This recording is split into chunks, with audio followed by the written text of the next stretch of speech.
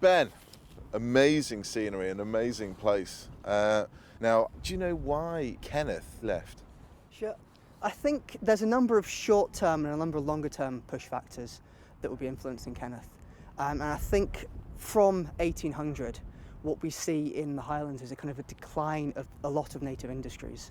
So illicit whiskey distilling was actually a really big income for a lot of crofters, and a lot of young people in particular. So I think somebody like Kenneth may well have been involved in the creation of illicit whiskey and the selling of that, but people clamped down on that by about the 1830s, 1840s when we see Kenneth leave. Well, that sort of makes sense now, that he could have had the little taste for liquor up here.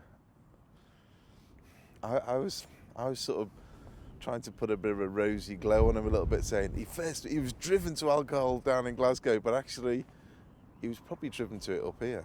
I mean, I think certainly whiskey was a part of the culture, but also I think there are other factors pushing Kenneth, not just alcohol. Kenneth is not the oldest son, he's the second son. Have you heard of the term heir and spare? No. So what you have is you have the oldest son who will inherit the family land, the family house, and then the spare who's unfortunately kind of cast adrift in the world.